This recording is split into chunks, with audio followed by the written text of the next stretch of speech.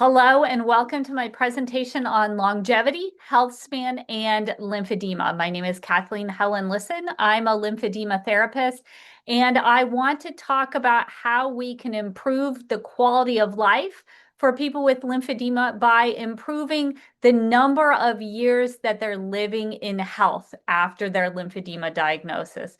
We are talk a little bit about longevity, how to live longer with a healthy body, and then health span, how to make most of those years that we're living independent, functional, robust, and able to do all our activities of daily living with a high quality of life. So my name is Kathleen Helen Lisson. I'm board certified in therapeutic massage and bodywork. I'm a lymphedema therapist. I'm also a yoga and meditation teacher and the author of the book Stress Reduction for Lymphedema. So that should be a little hint for you. I am going to talk about the role of stress and the role of stress reduction in living that robust, high quality of life, long health span life after that lymphedema diagnosis. So we'll start talking about longevity by giving some definitions around the concept of longevity. And the first one is chronological age. So that is physically the number of days from the day you are born to the day you die. So if we're talking about your chronological age, you get 1 year older on every birthday, and everyone has on planet Earth in this day and age has the exact same amount of days in every year. So if you're born on the same day as someone else, you are always going to be the same chronological age. This is a measurement of time, our actual age in years, and we would need space or time travel to change our chronological age. Physiological age is a lot different, and this is something we can change. If you look at the little graphic here, briefly, there's so many different hallmarks of aging.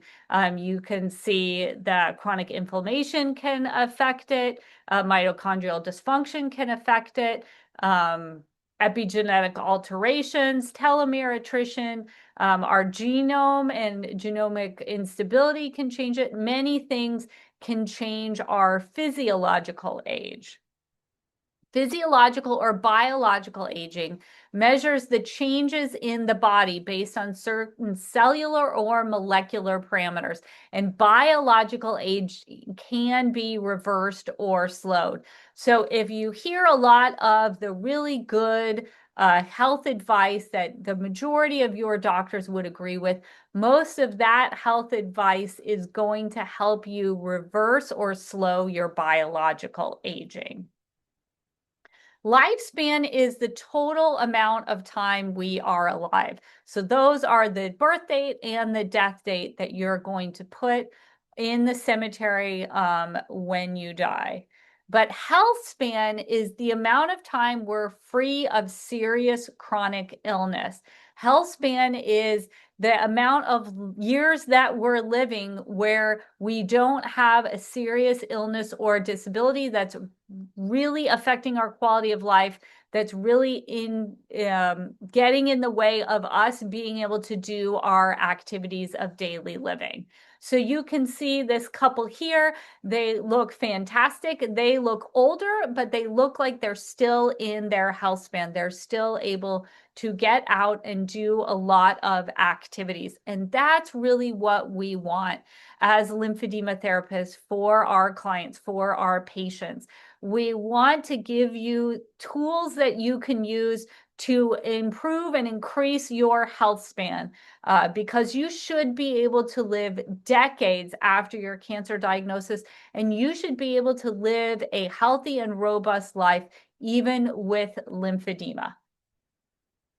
So the gap between lifespan, the total numbers of years that you live, and health span, the total numbers of years that you're free from those diseases that are going to critically impact your quality of life and your ability to complete activities of daily living without having to have help with them, is approximately 9 years worldwide. And that's when you just sit with that figure, it's so frustrating. It's so, it kind of stops you in your tracks. The idea that on average, around the world, humans are living for the last 9 years of their life needing caregiving, needing help from someone else to help them complete their daily activities of living. It's even worse when you look at what's happening in the United States. The United States, according to this research from 2024, presented the largest health span lifespan gap. The average is 12.4 years. So the last 12 years of the average American's life is spent with reduced quality of life, is spent with reduced ability to be independent in their activities of daily living. And women have a further increase of 2.4 years over men. So if you're a woman, it's going to be even longer. This gap, if we don't do something about it in between the end of your health span and then the end of your life. So how can we lengthen our health span? And you can look at information and see all this really good, high quality information about the actions that you can take to help improve your health span. You can focus on getting better sleep. You can focus on improving your nutrition. You can focus on antioxidants in your diet. You can focus on mindfulness and stress reduction practices, exercise and vigorous exercise, safely done and taking your lymphedema into account. But all of these things and more are going to help your body get healthier to potentially increase your health span. But when I start to talk about let's craft a program that will let you really take charge of your health, and let's put exercise in there, let's get you on the correct diet and improve your nutrition, let's add in some stress reduction practices, let's really focus on getting those 7-8 hours of sleep so you can really wake up the next day refreshed and energized. A lot of people will say, yeah, but if I do all these things, what happens if I just get hit by a bus? And it's that kind of hit by a bus reaction to understanding all that we have to do to increase our health span that kind of short circuits people's progress forward. It's this fear of, how will I be able to fit this into my day? How do I know if I'm doing the correct thing? How do I get these resources together? I don't have enough time to do this. There's a lot of pushback on really getting a good longevity medicine protocol together to help improve your lifespan and improve your health span. And underlying a lot of that, I think, is stress. It's that our stress level is too high. We are feeling overwhelmed. We feel overwhelmed by trying to add things to our already busy schedule. We are feeling stress, and it is having a negative effect on our body. So I think if you were to choose which area of your longevity medicine protocol to start first, I would suggest starting with stress reduction. That is going to get you in the right mind space and give you the tools that will enable you to progress and add these pieces of longevity medicine into your daily practice because you're not stressed out, because you understand the value of including them into your life. So let's start by really talking about stress. So what is stress? So stress doesn't have to be just negative or just positive. If we look at this image here, we see two animals that are both experiencing stress. Our friend with the antlers here does not want to be in this situation. They want to get out of this situation and not be lunch as fast as possible. But our friend with the spots here, they signed up for this situation. They've been hungry all day. They are ready to finish this chase and start eating some lunch. So both of these animals are feeling stress, but only one chose the stress. So there is positive stress. There is positive stress like going out and practicing for something and then playing in a game. There's positive stress that is practicing a presentation and then speaking publicly, giving it, doing something hard and then getting that reward at the end. These are stressful situations, but they're ones that we want to put ourselves in. So that is a positive situation. What happens with negative stress, the type of stress that has a negative effect on the body, it is unwanted. Our friend with the antlers here does not want to be in this situation. They feel trapped by the situation. They want to get out of it as soon as possible. And these chemicals that are flowing through their body, especially if they're in a chronic stress situation, and they don't get the chance to relax and recoup in between the stressful situations, are doing damage to their bodies. So we can see exactly where stress happens in the bodies by looking at the difference between the sympathetic or fight or flight nervous system and the parasympathetic or rest and digest nervous system. And these sympathetic and parasympathetic nervous systems actually interact with our body's lymphatic system, which you're very interested in because you have an impaired lymphatic system that is shown by the fact that you have lymphedema diagnosis. So the body's sympathetic nervous system innervates the peripheral lymphatic system, as well as the secondary lymphoid organs and the larger lymphatic system in the gut. So when we have this sympathetic fight or flight stress, our lymphatic system is seeing it. And the sympathetic nervous system is expressing the fight or flight response, is pro-inflammatory, and the parasympathetic nervous system has that anti-inflammatory effect on the organs and the entire body.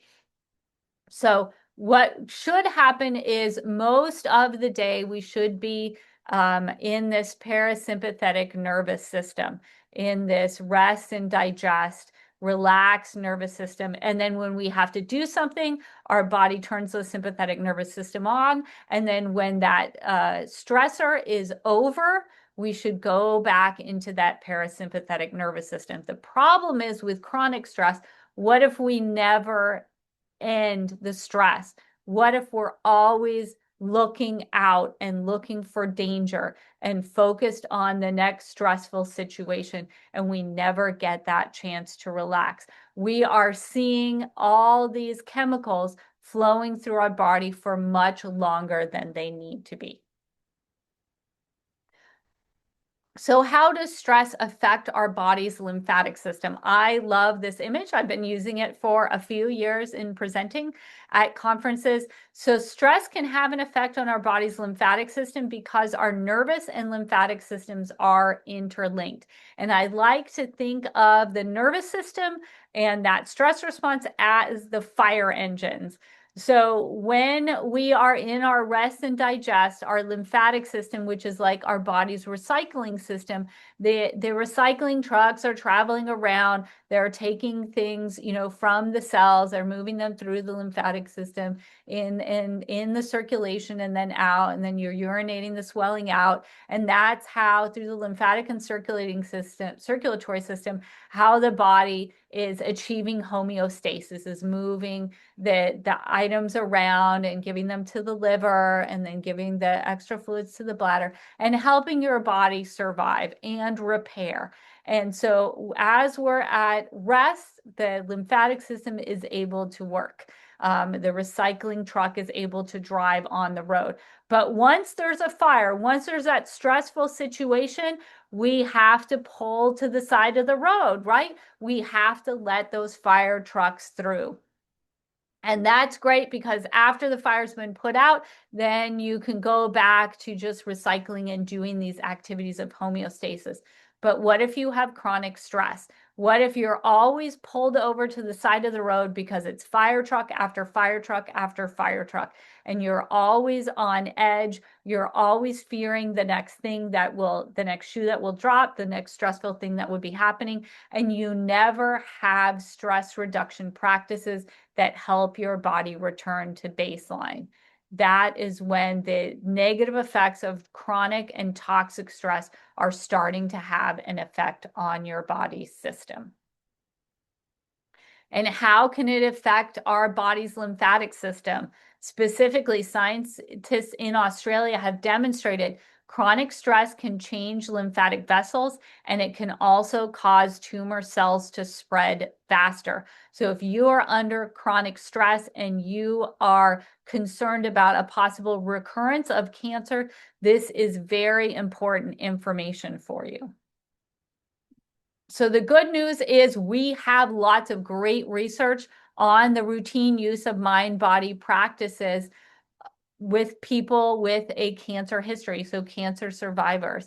You see the clinical practice guidelines on evidence-based use of these therapies after breast cancer treatment. High levels of evidence, the researchers say, supporting the routine use of mind-body practices. Yoga, meditation, relaxation techniques, passive music therapy. They can address mental health concerns. They can address anxiety, stress, depression, and mood disturbances. So this isn't something, oh, let's try it if it's good. This is something that's evidence-based that you can feel confident in trying. We also need to talk about quality of life and lymphedema. The researchers say that the severity of lymphedema and anxiety are most significant factors influencing our quality of life in patients with lymphedema resulting from breast cancer. So not only the severity of lymphedema is affecting the quality of life, but also the anxiety. And we saw in the last slide, what are some things that we can do to help with anxiety, these mind-body practices. Let's look at more information on quality of life in cancer survivors. It's widely perceived, according to these research, as a particularly significant factor in measuring symptom relief and prognosis among breast cancer survivors. So if you are a fellow lymphedema therapist and you're focused on improving your patient's quality of life, really focus on how to reduce their stress, how to help their quality of life. It's not just something we should be doing, oh, that would be nice, but mainly we're focused on reducing the amount of swelling. We also have to improve their quality of life. Quality of life is often overlooked. It's a category that's overlooked, and these great researchers from Iran have shared with us it's overshadowed by medical and surgical treatments. It's considered less important by both healthcare providers and treatment staff, as well as among patients. The need to enjoy this inherent right remains neglected, and I agree with our colleagues in Iran. It's important to note that a high quality of life, they say, significantly impacts the recovery and treatment of patients. So we have to focus not only on medical and surgical treatments, but also helping our patients improve their quality of life. So what are some things that we can confidently recommend because we can see that they've been studied and shown to have benefit in published research? Let's start with yoga intervention and inflammation. So there's a research study called The Effect of Yoga Intervention on Inflammatory Biomarkers Among Women with Breast Cancer. It's a systematic review focusing on inflammatory markers and the effect of yoga interventions in the cancer microenvironment in breast cancer patients. So what did this systematic review find? A woman diagnosed with cancer of the breast is a stressful event irrespective of the stage. So the yoga intervention, meditation, and relaxation therapies during the breast cancer treatment can help to reduce the level of stress. And then if they took a mindfulness-based stress reduction programs, they found that it resulted in a drop in salivary cortisol levels. So they tested their cortisol levels with saliva and their interleukin-6 compared to the control group. And the researchers concluded that the yoga intervention enhances psychological health during the breast cancer treatment. So if you are having a friend, a loved one, yourself, a patient going through breast cancer treatment, now is the time to talk to them about yoga, about meditation, about relaxation therapies. It can actually reduce their cortisol levels and reduce potentially their interleukin-6 levels compared to a control group. So let's talk more about cortisol. This is a stress hormone. It's secreted by the adrenal cortex. It has a protective role during acute stress. So we need cortisol. We don't want to throw the baby out with the bathwater, but it has a deleterious effect in chronic stress. In chronic stress, it can inhibit the cells of our body's immune system. Clinical and molecular research reveals a correlation between breast cancer progression and a surge of cortisol. If there's a daytime cortisol anomaly in advanced breast cancer patients, those patients are likely to die earlier than those with the usual level of cortisol. You can look more for details in this research article. This is the motivation for us to suggest interventions that can help reduce that cortisol. So let's talk about yoga intervention and cortisol. 6 studies had appraised the yoga intervention effect on cortisol levels. 5 had samples of saliva, 1 had a serum sample, and 5 out of the 6 studies had shown a downtrend in cortisol levels. This is very good evidence, and yoga intervention is something that people with breast cancer during treatment can add to their self-care practices as long as it's the correct type of yoga for their treatment.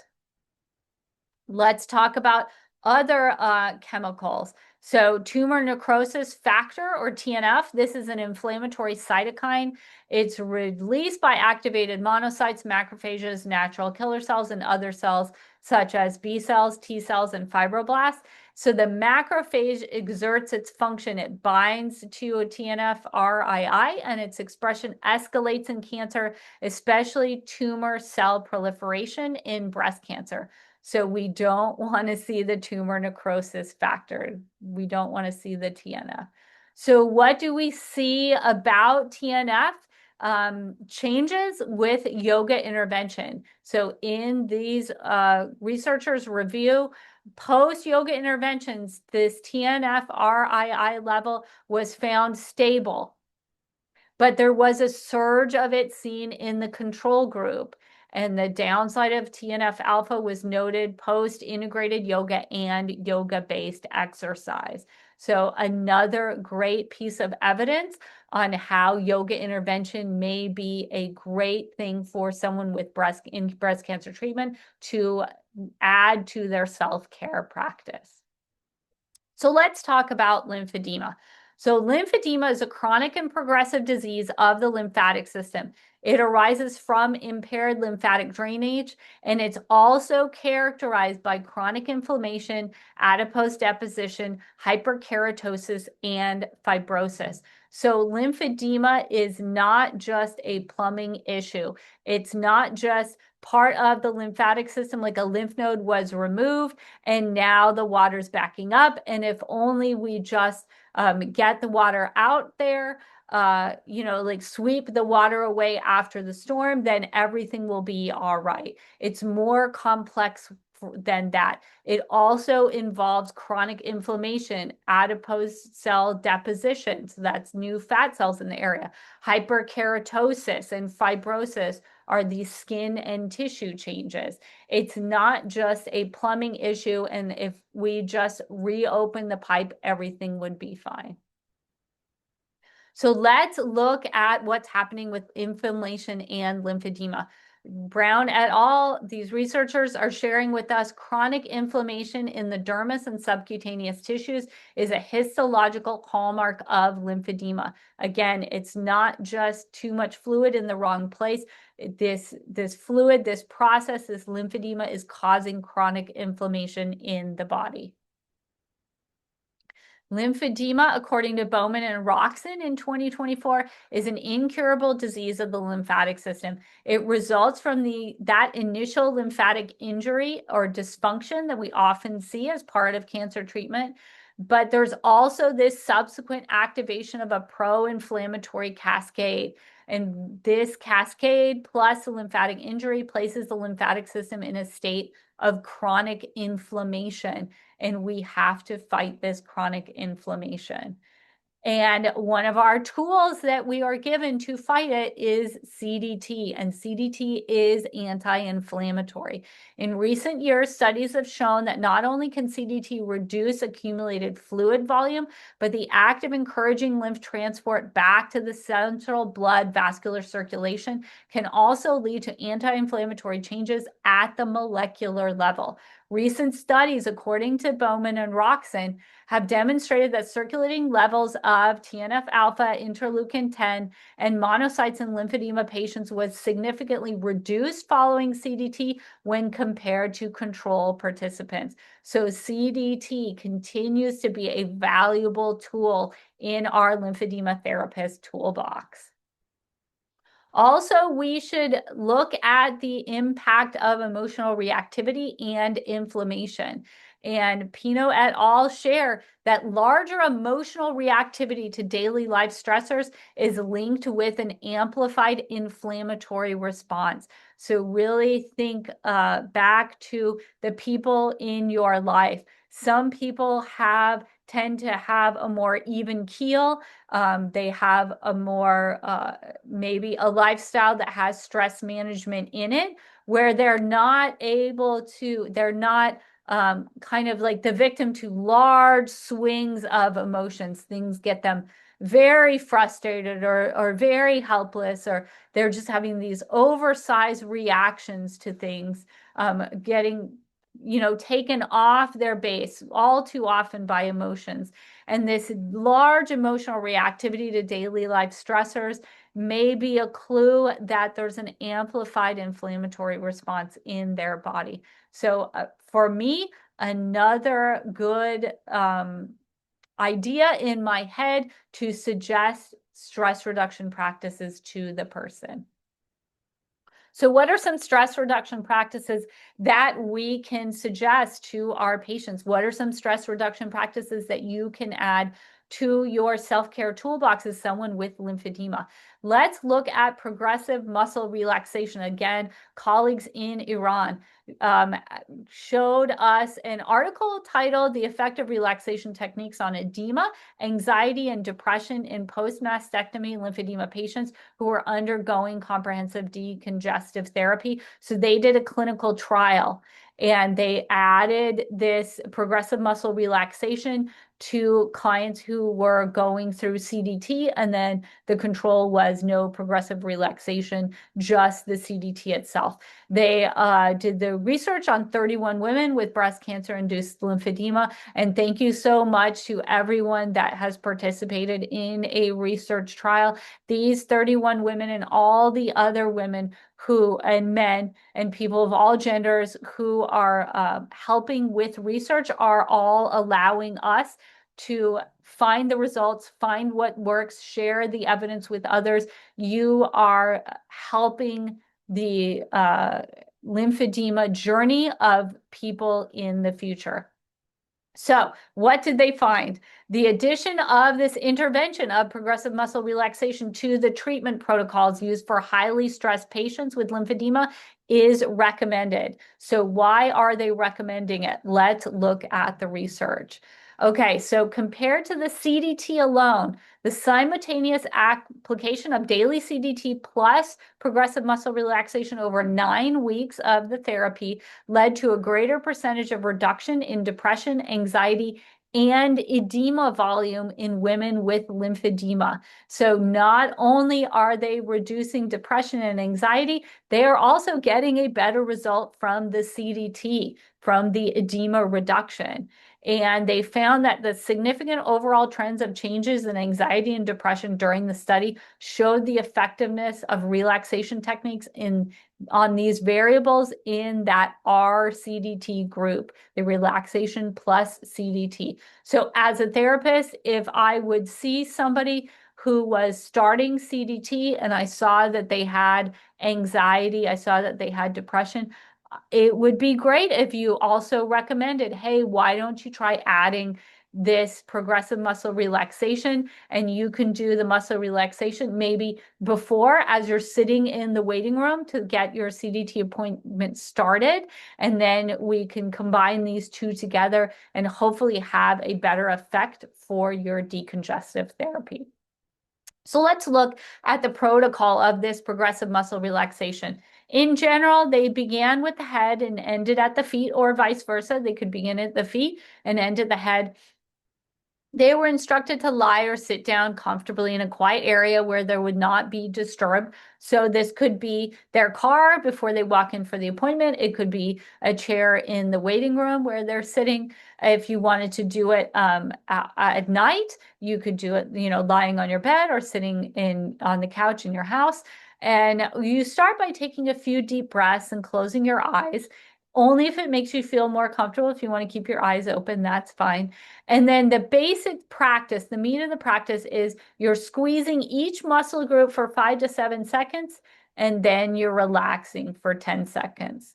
You're squeezing a different muscle group for 5 to 7 seconds, and then you're relaxing for 10 seconds. And the whole practice should take about 10 to 15 minutes. So it's called progressive muscle relaxation.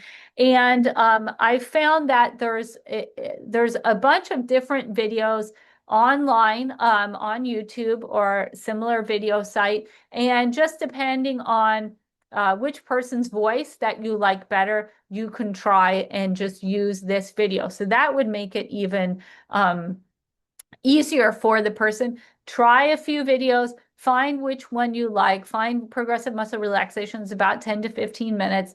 And then all they would have to do is just pull the video up on their smartphone, pop their headphones in, and then just do this muscle relaxation in the car or in the waiting room before their CDT appointment. So let's try it. We won't do the whole body, but we'll do a short practice that's just focused on the head. So I'll invite you to take a position that's respectful yet relaxed. And we'll start by taking a few deeper breaths. We can focus on inhaling like you're smelling a bouquet of roses.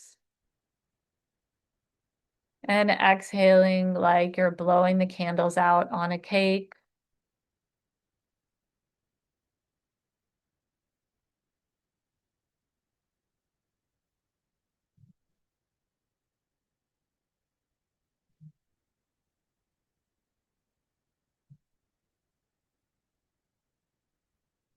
And now I'll invite you, you can keep your eyes open if you want to look at the directions, or you can close them. And we're going to be squeezing and then relaxing different areas of our face. So we'll start with the forehead. So I'll invite you to scrunch your forehead. Scrunch, scrunch, crunch. And then relax it.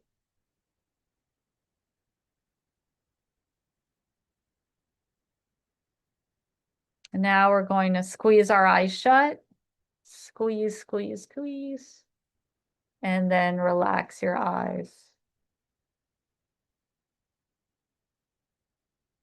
Scrunch your nose up. Scrunch, scrunch, scrunch. And then relax your nose.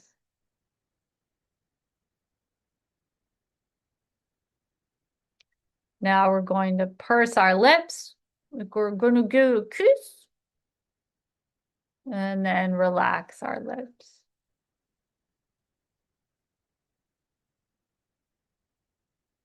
Now we'll tense all the muscles in our face.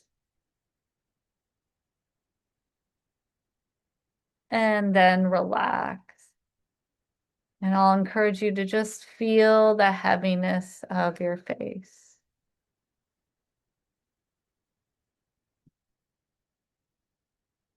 And then as we end this short progressive muscle relaxation practice, I'll invite you to take a few deeper breaths again.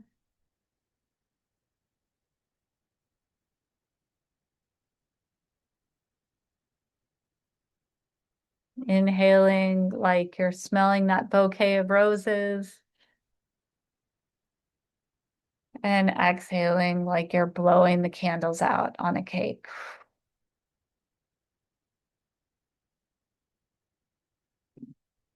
And if your eyes are closed, you can blink them back open again. And just take a moment and feel how you feel inside of your body after this short mindfulness practice. So that was just the face part of progressive muscle relaxation. The whole practice would go down into the rest of the body with that, again, 5 to 7 times of squeezing and then 7 to 10 seconds of relaxation. So we did a little bit, a sneak peek of diaphragmatic breathing, but let's focus deeper into our diaphragmatic breathing. The average person takes 21,000 breaths per day. I think that's fantastic. We average about 15 breaths per minute.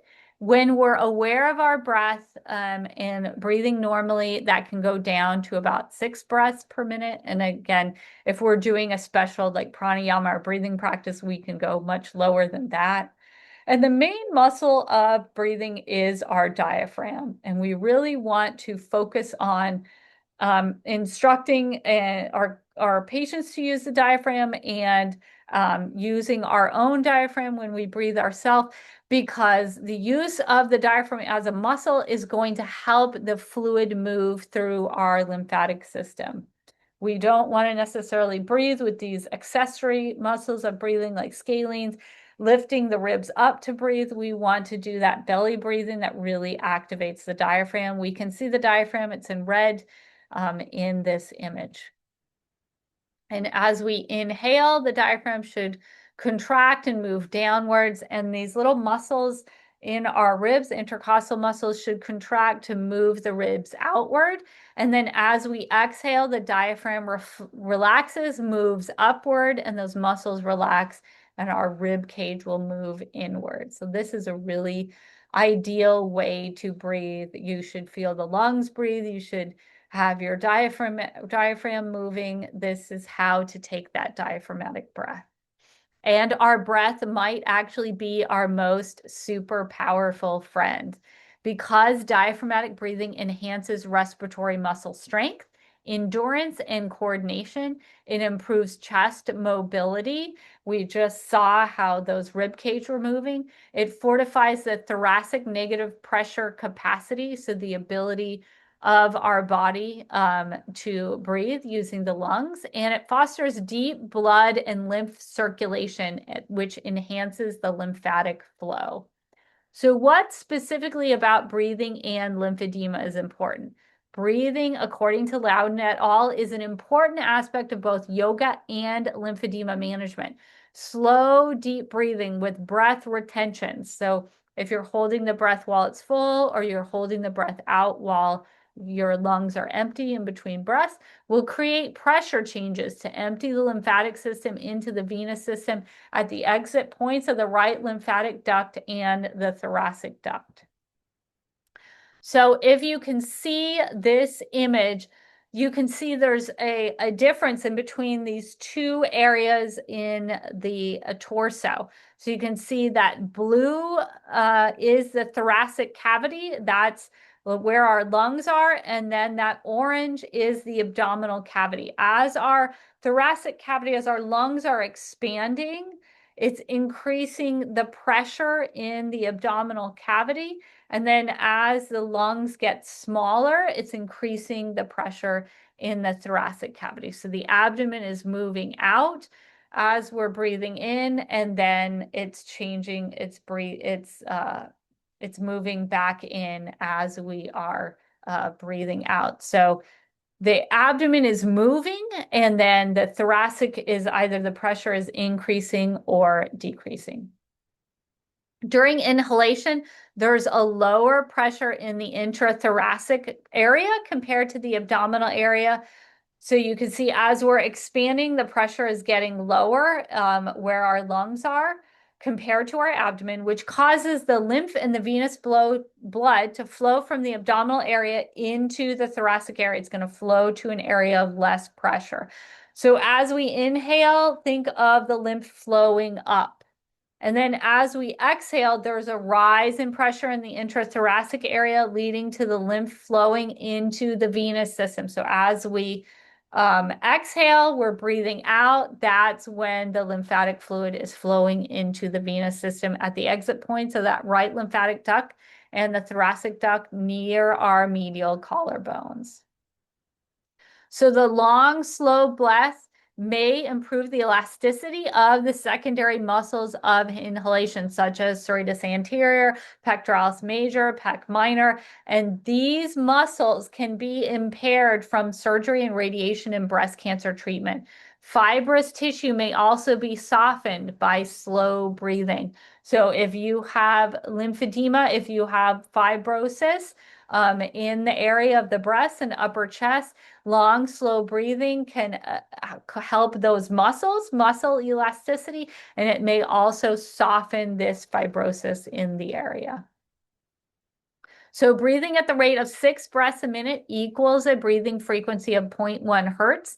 So what's so special about 0.1 hertz? Slow breathing reduces the secretion of adrenal medulla norepinephrine, and it also reduces sympathetic nerve excitement. So we want to get into that rest and digest. We want to reduce that fight or flight sympathetic nervous excitement. We want to reduce secretion of these hormones that are secreted during this fight or flight response.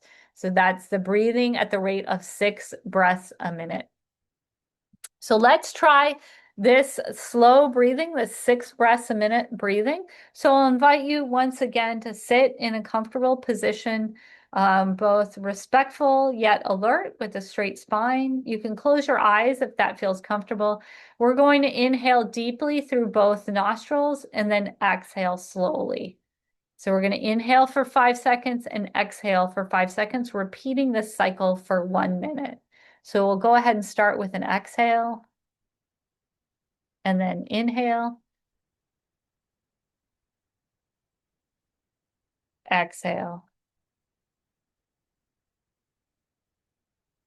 inhale, exhale, inhale, exhale, inhale, exhale, inhale, exhale. Last inhale and last exhale. And we can let this method of breathing go and breathe normally. And just take a moment now to feel inside our body, feel inside our mind. If anything has changed after this short 1 minute breathing practice.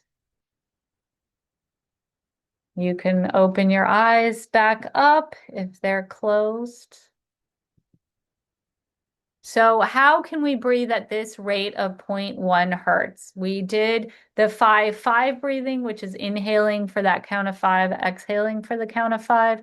Yogic breathing, some types of yogic breathing also have a 4-second inhale and a 6-second exhale. So that's also that 0.1 hertz. And interestingly, reciting the rosary. So if you're a Catholic and you use the rosary in prayer and you're praying it either publicly as a group, you're praying it out loud, you're using like YouTube or other video where it's a group prayer. Each Hail Mary prayer takes 10 seconds. So if you're praying it as a group where the leader prays the first half of the Hail Mary and the group prays the second half of the Hail Mary out loud, and then during the opposite half, they are inhaling in preparation for saying their part of the Hail Mary.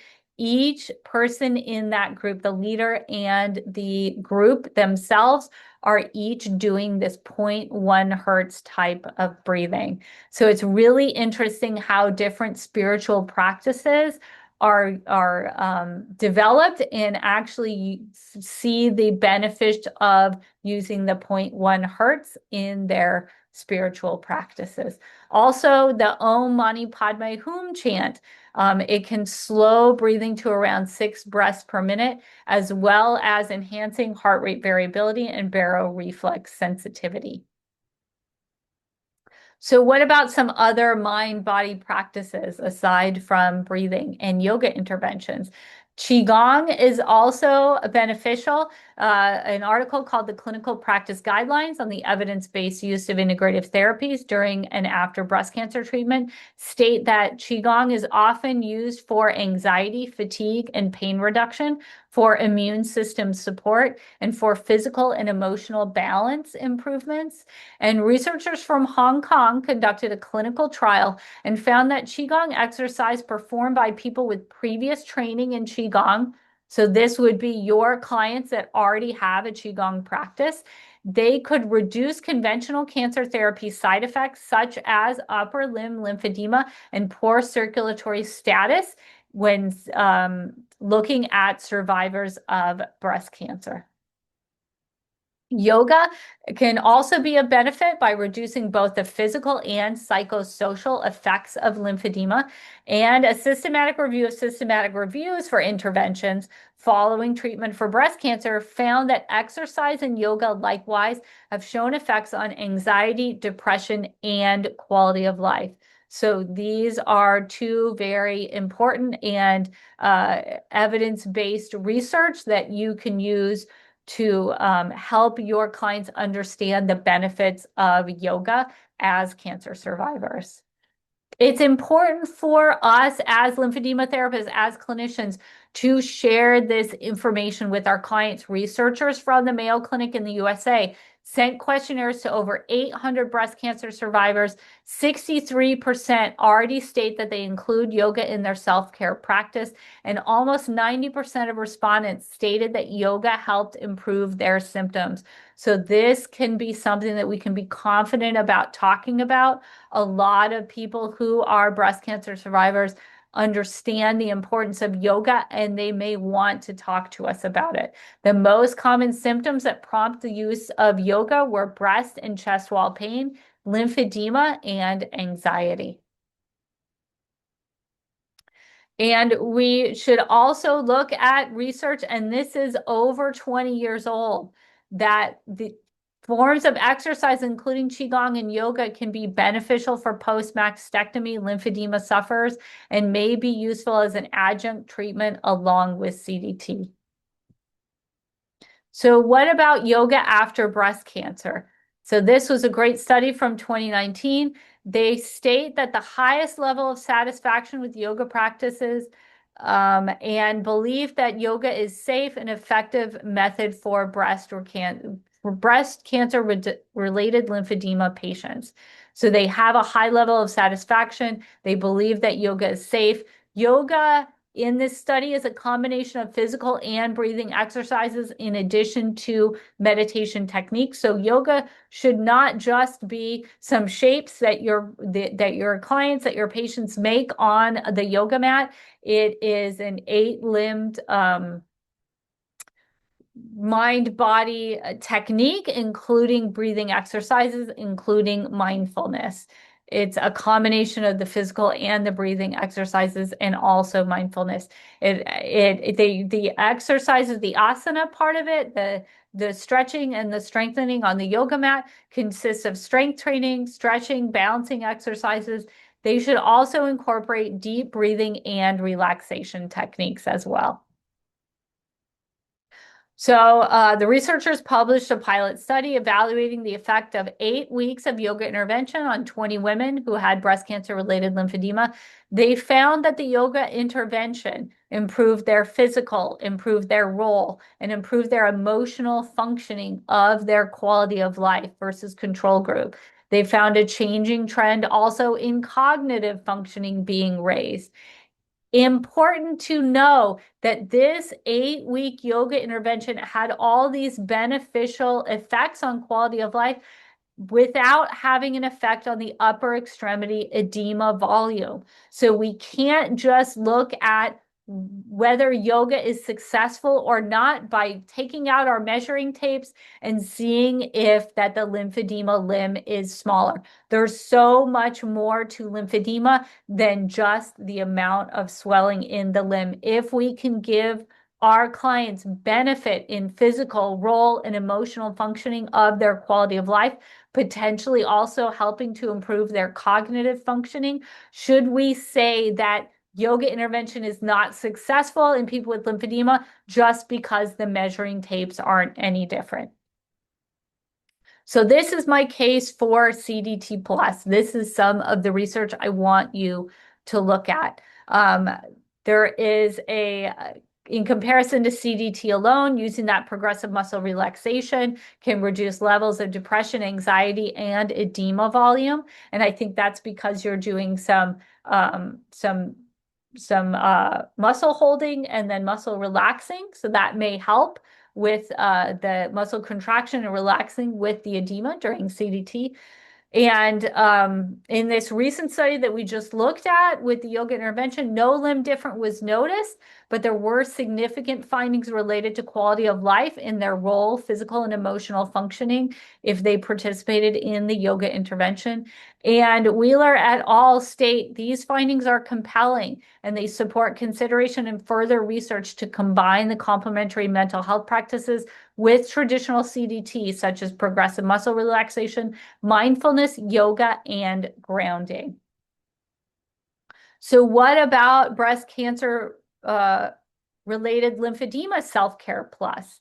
Because of the chronic nature of breast cancer-related lymphedema and the required ongoing self-maintenance, it's advisable to continue the exploration of cost-effective strategies to support women with breast cancer-related lymphedema outside of this traditional in-person, inpatient clinical outpatient clinical model. So we see that, especially in America, happening more and more. We're telling the client, telling the patient, we're going to give you the CDT, but for ongoing care, you are the person who is in charge of your self-care management. So if we are going to put people in charge of their self-care management, if we're going to say there's going to be less in-person visits to the outpatient rehab facility, we have to give them as many tools as we can in their toolbox to help them control their lymphedema, and these stress reduction techniques can help. So with any type of a stress reduction and mindfulness techniques, there is the possibility for adverse effects. Here is a resource, cheetahhouse.org is a resource. If anyone has experienced adverse effects of having a mindfulness practice, there are resources at cheetahhouse.org. And then these are the resources that I cited in the presentation today. I'd like to thank you for attending this presentation and encourage you to take these stress reduction practices and implement them in your self-care activities. So start with the stress reduction practices. These are going to help hopefully reduce that chronic stress, reduce the inflammation. It can improve the results of CDT. It can help improve the quality of life in people with lymphedema as cancer survivors. And I also want this to be the foundation that you build your longevity medicine protocol on. So you're also going to add in nutrition. You're going to add in exercise. You're going to add in sleep quality. You're going to add all the things in to help you have that healthy lifespan.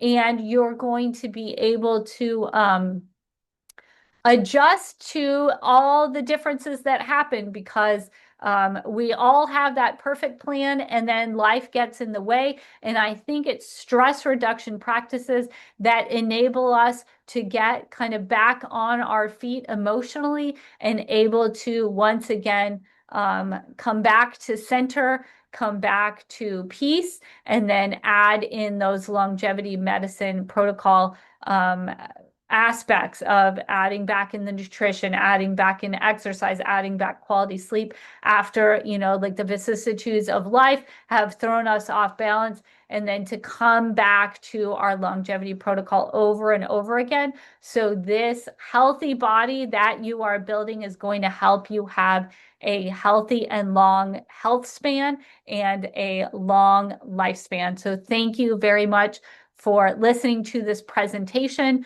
You can find me on Instagram at Longevity Massage Therapist. You can find resources if you are a massage therapist that's helping people on a longevity medicine protocol at the website longevitymassagetherapist.com.